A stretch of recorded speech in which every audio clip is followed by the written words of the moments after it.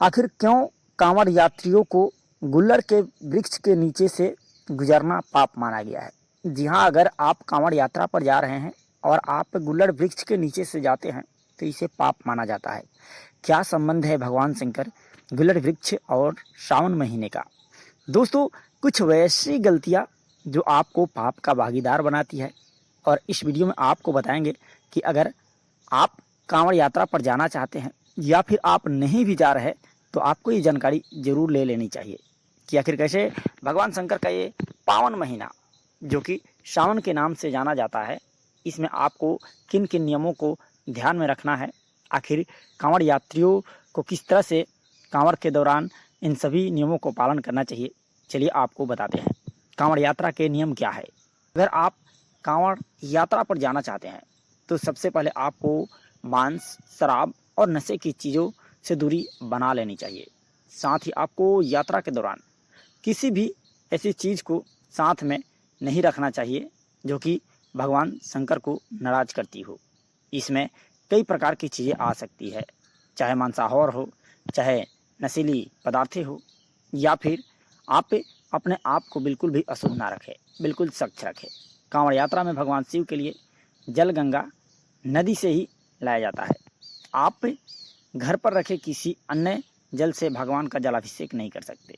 याद रखें कि अगर आप कांवड़ यात्रा में जल लेने जा रहे हैं तो ये गंगा या फिर किसी नदी से ही जल को अपने कांवड़ में रखें। कांवड़ यात्रा हमेशा ही पैदल की जाती है। कांवड़ यात्रा में जल लाने के लिए किसी वाहन का प्रयोग आपको नहीं करनी चाहिए।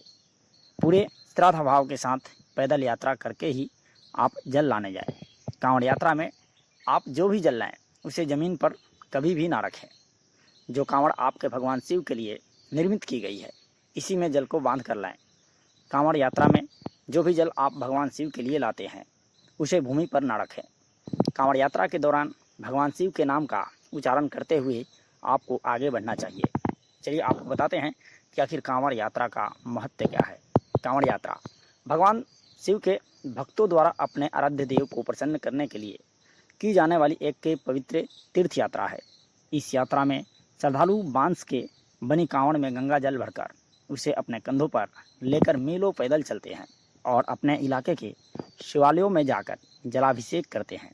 ऐसा माना जाता है कि कांवड़ यात्रा से किसी व्यक्ति को मोक्ष की प्राप्ति हो सकती है।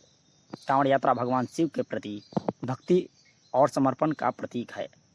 यह यात्रा कठिनाइयों और चुनौतियों से भरी होती है, लेकिन फिर भी श्रद्धालु इसे पूरी श्रद्धा और उत्साह के साथ करते हैं। चलिए आपको बताते हैं कि आखिर कांवड़ यात्रा के लाभ क्या क्या है। पौराणिक मान्यता है कि अगर भगवान शिव के आप भक्त हैं तो आपको जीवन में एक बार कांवड़ यात्रा पर जरूर जानी चाहिए। कांवड़ यात्रा करने वाले भक्त भगवान को कहीं ना कहीं अपने दिलों में रखते हैं, और भगवान शंकर जो भी व्यक्ति कांवड़ यात्रा पर जाते हैं उन पर अपनी कृपा दृष्टि बनाए रखते हैं। आप अगर पूरे भक्ति के साथ भगवान शंकर का जलाभिषेक करते हैं तो भगवान शंकर आपके सारे दुख दरिद्र को दूर करते हैं, आपके कष्टों का नाश करते हैं, आपके मन में जो भी मनोकामनाएं होती है उसे पूर्ण करते हैं।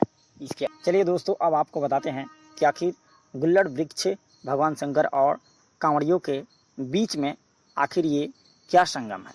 आखिर क्यों गुल्लड़ वृक्ष के नीचे कांवड़िए जाते हैं तो इसे पाप माना जाता है।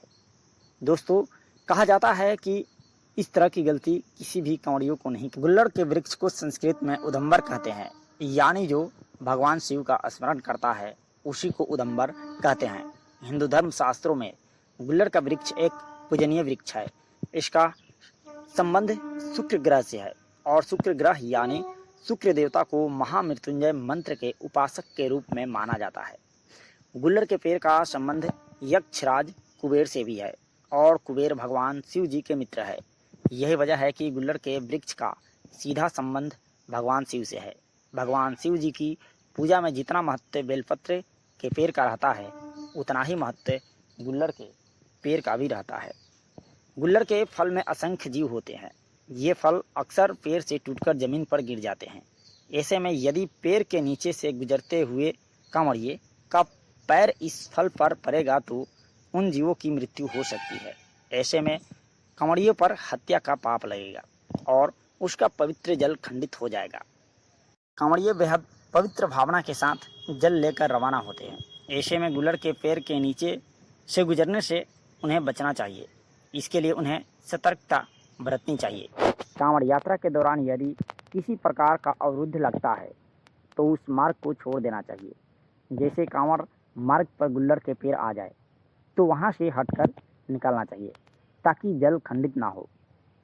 साथ ही आपको बताते चले, यदि गुल्लड़ के पैर के नीचे से निकले हैं और कांवड़ आपकी खंडित हो जाए तो आपको घबराना नहीं चाहिए, बल्कि खंडित हुई कांवड़ को शुद्ध करने के लिए अपनी कांवड़ के साथ पवित्र स्थान पर बैठकर आपको 108 बार नमः शिवाय का जाप करते हुए भगवान शिव और गुल्लड़ कंपेड को प्रणाम करें।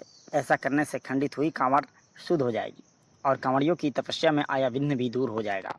दोस्तों, इसका अर्थ यह होता है कि आप कांवड़ यात्रा के दौरान कुछ नियमों का पालन करके कहीं ना कहीं पुण्य का भागी बन सकते हैं, लेकिन कुछ ऐसी चीज़ें जिस पर आपको सावधान रहना चाहिए, आपको सतर्क रहना चाहिए, आपको इन गलतियों से बचना चाहिए। जैसे कि मार्ग में आए किसी भी जीव जंतु को आपको अपने पैरों को नीचे नहीं दबाना चाहिए। अगर आप ऐसा करते हैं तो आप पाप के भागी बन जाते हैं। हालांकि कहते हैं कि भगवान शंकर चाहे उनके भक्त से कितना भी बड़ा पाप क्यों नहीं हुआ हो, अगर वो उनसे माफ़ी मांगते हैं तो भगवान शंकर उनके सारे पापों का नाश कर देते।